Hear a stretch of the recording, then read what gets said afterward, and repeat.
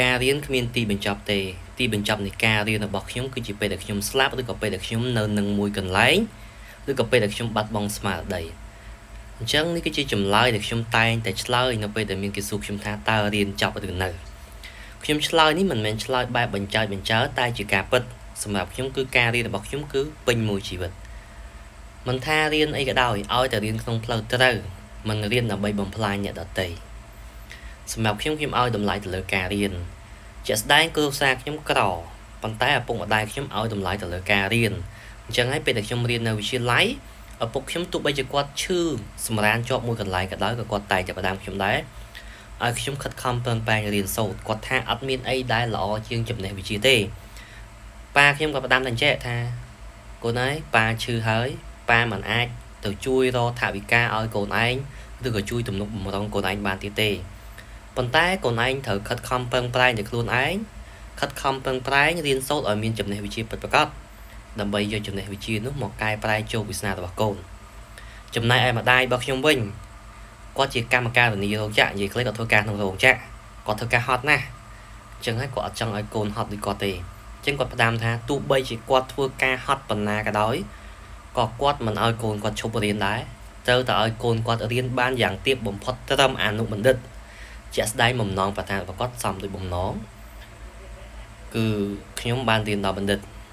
ហើយបងស្រីខ្ញុំក៏បានរៀនបានខ្ពស់ដូចគ្នាដែរចប់បរិញ្ញាបត្រក្រុងនឹងបន្តអនុបណ្ឌិតហើយគាត់ជាមន្ត្រីរាជការដូចគ្នាដែរនេះគឺជាការខិតខំប្រឹងប្រែងនិងការបដិញ្ញាចិត្តរបស់ខ្ញុំនិងបងស្រីខ្ញុំទោះបីជាការនៅក្នុងបរិបទគ្រួសារដែលមានជីវភាពមិនធូរធារក៏ដោយការបន្តពីតូចមកគ្រួសារខ្ញុំរៀងមធ្យមរៀងធូរធារដែរតែដោយសារឪពុកខ្ញុំក៏ធ្លាក់ខ្លួនឈឺមេគ្រួសារធ្លាក់ខ្លួនឈឺអញ្ចឹងក៏ជីវភាពយើងក៏វាយ៉ាប់ជឿនពីមួយឆ្នាំបន្តិចទៅរហូតដល់ពេលដែលខ្ញុំរៀននៅវិទ្យាល័យគឺពិបាកខ្លាំងមែនតើហើយពិបាកបំផុតពេលដែលខ្ញុំរៀននៅសាកលវិទ្យាល័យឆ្នាំទី1ទី2ទី3នេះ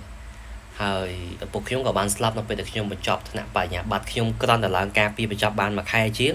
ឪពុកខ្ញុំក៏លាចាកលោកទៅទាំងតែខ្ញុំមិនបានថតរូបជុំគ្រួសារទទួលសញ្ញាបត្រផងហើយពេលដែលចប់បរិញ្ញាបត្រភ្លាមខ្ញុំក៏មិនទាន់បានការងារអីជាលំនឹងដែរអញ្ចឹងក៏ខ្ញុំសម្រេចចិត្តថារៀនបន្តយកអនុបណ្ឌិតទៀតខ្ញុំរៀនបន្តយកអនុបណ្ឌិតហើយរហូតដល់ឥឡូវពេលដែលខ្ញុំចប់អនុបណ្ឌិតភ្លាមក៏ខ្ញុំទទួលបានឱកាសការងារជាច្រើនតែអាចថាបើប្រៀបធៀបជាមួយនឹងពេលអតីតកាលកាលពីប្រហែលឆ្នាំមុនគឺវាខុសគ្នាដូចមេឃនឹងដីអញ្ចឹងហើយគឺខ្ញុំចង់អរគុណដល់ឪពុកម្ដាយខ្ញុំចង់អរគុណដល់ក្រុមគ្រួសារខ្ញុំដែលតែងតែអប់រំណែនាំស្ដីបដៅខ្ញុំតាំងពីតូចមកទោះបីជាពេលខ្លះពាក្យពេចន៍មិនសូវជាពីរោះពេលខ្លះមានការប្រើប្រាស់ហិង្សាខ្លះប៉ុន្តែបើសិនជាមិនមានពាក្យពេចន៍ទាំងអស់នោះមិនមានហិង្សាទាំងអស់នោះប្រហែលជាខ្ញុំមិនបានមានអ្វីដែលខ្ញុំមាននាពេលបច្ចុប្បន្ននេះទេ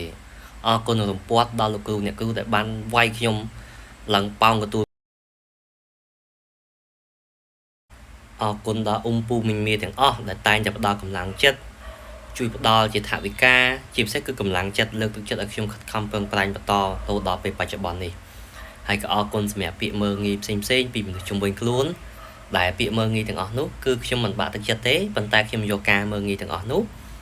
មកជំរុញទឹកចិត្តខ្ញុំឲ្យខិតខំប្រឹងប្រែងគុណនឹង2គុណនឹង3ហើយជាពិសេសគឺអរគុណខ្លួនឯងដែលមិនបោះបង់ដែលជឿជាក់ទៅលើពាក្យតស៊ូគង់នឹងបានសម្រេចអរគុណ